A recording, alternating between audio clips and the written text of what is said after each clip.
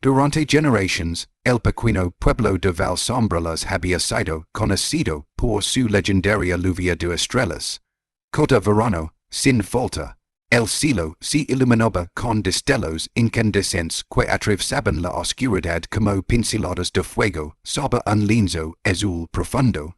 Los perros se reunían en los campos, los niños hacían deseos, y los ancianos cantaban historias sobre como cada estrella caía con un propósito.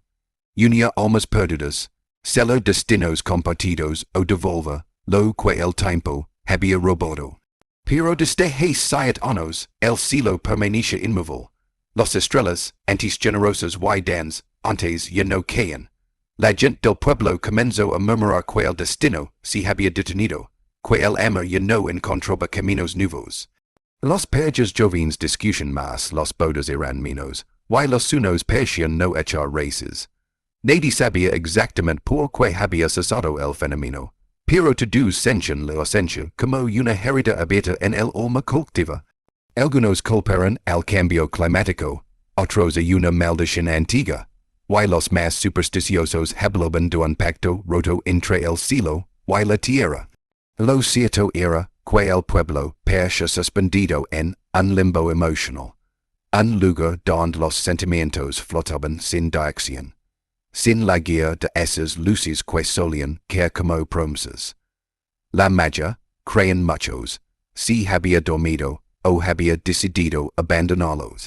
Las noches seguían siendo hermosas, sí, pero el silencio del cielo era ensordecedor.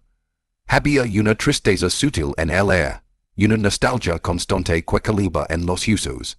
Nadie lo decía en voz alta, pero todos esperaban, en lo más profundo, que una estrella solo, una cara otra vez, como señal de que algo en el mundo todavía tenía sentido.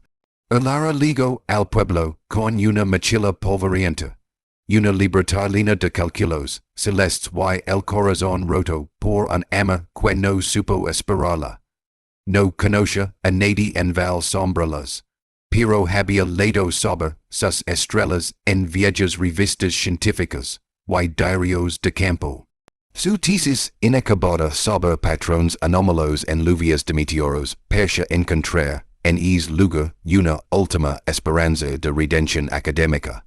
Y quizzes emocional. Nada más bajar del autobús, noto algo diferente. El aire era más denso, como si contuviera secretos. Camino entre calles empedradas y cosas de madera desgastada. Haste de llegar a una pequeña cafetería, donde pidió un café, y preguntó, casi sin pensar, por el observatorio del pueblo. La duna del local la miró con sorpresa, y le dijo que nadie había sabido allí desde hace años. Elara decidió investigar por sí misma.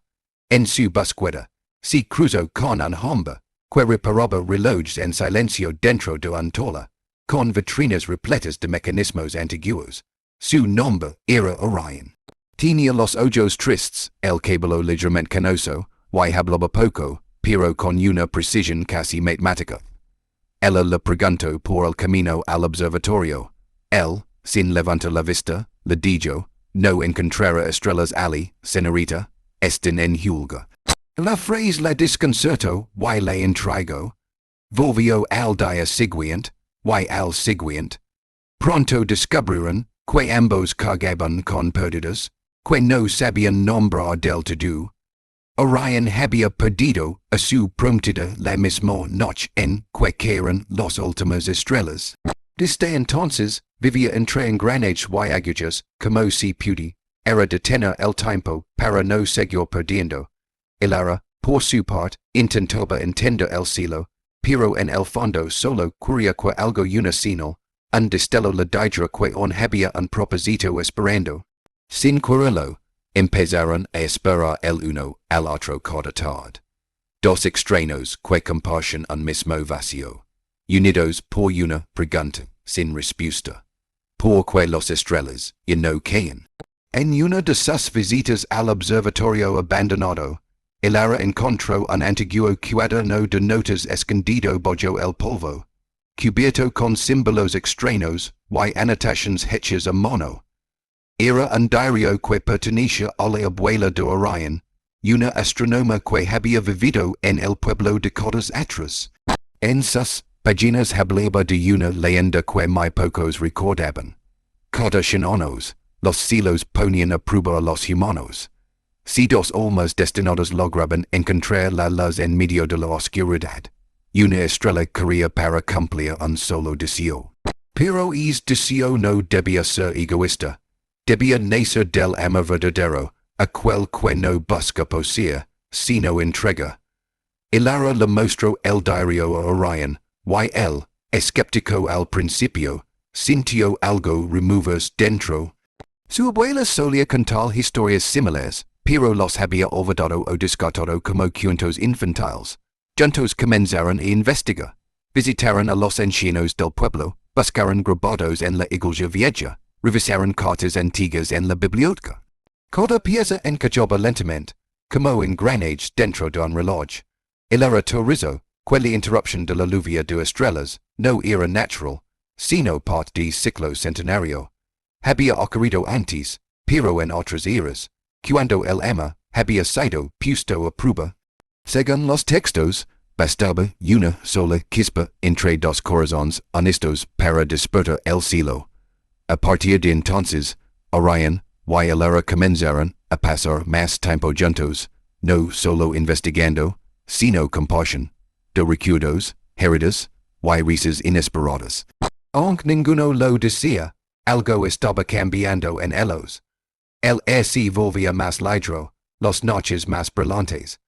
La posibilidad de hacer el deseo correcto, el único deseo permitido, se convirtió en su objetivo común. No sabían aún si serían capaces de lograrlo, pero por primera vez en años ambos querían creer. Hilara y Orion comenzaron a encontrarse sin necesidad de excusas. Lo que al principio era solo una alianza investigativa se transformó en una rutina dulce y silenciosa. Se reunían en el taller de relojes, donde ella hojaba libros mientras él ajustaba engranajes, o subían juntos al observatorio, que poco a poco comenzaron a limpiar y restaurar. Los pads volvieron a brillar con mapas estelares, y el viejo telescopio, tras semanas de trabajo, volvió a girar hacia el cielo. En cada conversación, por mínima que fuera, descubrían pequeñas verdades del otro. Orion hablaba de la música, que había dejado de tocar desde la pérdida de su prometida, y Hilara confesaba que había abandonado más de una vez su vocación por miedo a no ser suficiente. Las risas tímidas reemplazaron al silencio incómodo, y el peso de sus respectivos duelos comenzó a diluirse. Una noche, mientras observaban el cielo en el tejado del observatorio, Orion le rozó la mano sin das cuenta. Ella no la apartó. El gesto, sencillo y sincero, encendió algo entre ambos. Sabían que estaban caminando hacia una conexión que iba más allá de la lógica o la necesidad compartida. Pero también sabían que lo que sentían podía interferir con la misión que habían asumido. Convocar la estrella para cumplir un deseo que cambiaría sus destinos. Ninguno quería decirlo en voz alta. Temían que si admitían lo que sentían, la magia podría evaporarse, o peor aún, que no fueran los indicados. Así, su amor creció en el espacio entre las palabras no dichas, en las miradas sostenidas por segundos más largos de lo normal, en los cafés compartidos antes del amanecer. Era un amor cuidadoso, casi sagrado, que no pedía nada pero lo daba todo. Mientras el cielo seguía en silencio, ellos comenzaron a hablar el lenguaje de quienes aman sin condiciones, construyendo entre ambos un pequeño universo. So donde, aunque las estrellas no caeran, y existe la luz. Cuando por fin completaron el viejo mecanismo de proyección astral del observatorio, una noche clara trajo consigo algo inesperado. Un resplandor lejano cruzó el firmamento por apenas unos segundos. No fue una estrella fugaz cualquiera, sino la señal que ambos habían estado esperando. El cielo, después de años de quietud, ofrecía una única oportunidad. Elara y Orion, emocionados y confundidos, superan al instante, que la leyenda era real.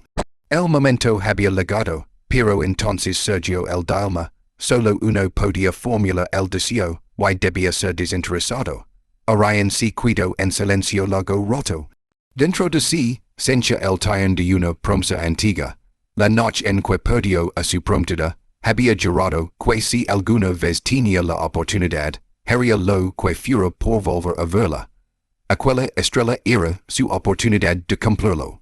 Pero cuando miró a Elara, cuando vi a su mirada firme y su sonrisa temblorosa, comprendió que algo había cambiado. Ya no era el mismo hombre que vivía en el pasado. Elara le había enseñado que el amor no se trata de permanecer atado al dolor, sino de arriesgarse otra vez, de soltar para abrir espacio a lo nuevo. Por su parte, Elara no dijo nada. Sabía que no podía presionarlo, que debía dejarlo decidir por sí solo. Su corazón latía con una mezcla de esperanza y temor. Si él elegía traer de vuelta a su antigua amada, ella desaparecería de su vida sin rencor. Si no, tal vez el universo les daría otra oportunidad. Finalmente, Orion tomó air, cerró los ojos y susurró su deseo. Que los estrellas vuelvan a todos. Que el amor regrese donde si necesario, incluso si no es a mí. No deseo para sí, sino para todos. Y en ese acto rompió el ciclo. Una luz cálida descendió desde el cielo, iluminando el observatorio entero. Había elegido el amor no como posición, sino como entrega. La estrella cayó sin estruendo, como un suspiro de universo. Primero fue una, luego dos, y finalmente cientos de luces comenzaron a cruzar el cielo como si despertaran de un largo sueño. Val sombras volvió a brillar como en los relatos antiguos. Las personas salieron de sus casas, algunas llorando, otras riendo, todos mirando al cielo con ojos nuevos. Era como si el tiempo, por fin, era recordado como avanzar. En el observatorio, Elara tomó la mano de Orion. Él la miró sin decir palabra, pero con los ojos llenos de agua. No necesitaban más pruebas. Sabían lo que habían construido juntos. Ya no se trataba del deseo ni de la leyenda. Se trataba de ellos, de lo que habían sido capaces de creer a pesar del dolor, del silencio, del miedo. Orion, que durante años había vivido atrapado en la memoria de un amor perdido, entendió que a veces las estrellas, no quien por on, no es el momento de mirar hacia arriba. Y Elara, que había buscado en las estrellas respuestas científicas, encontró en un corazón humano la única verdad que importaba. Cuando la lluvia de estrellas alcanzó su punto máximo, Elara se acercó a él y lo besó. Fue un beso suave, lleno de todo lo que habían calado, una promesa sin palabras. Al separarse, supieron que nada volvería a ser igual, pero tampoco debía serlo. Habían cambiado, y con ellos, el cielo. A partir de esa noche, las estrellas volveron cada año, como si el universo so recordara que hay quienes creen en los milagros, siempre que nazcan del amor. Y aunque la historia de Elara y Orion se convirtió con el tiempo en otra leyenda del pueblo, los que la conocieron sabían que no fue un cuento, fue real, tan real como una estrella que justo cuando dejas de esperarla.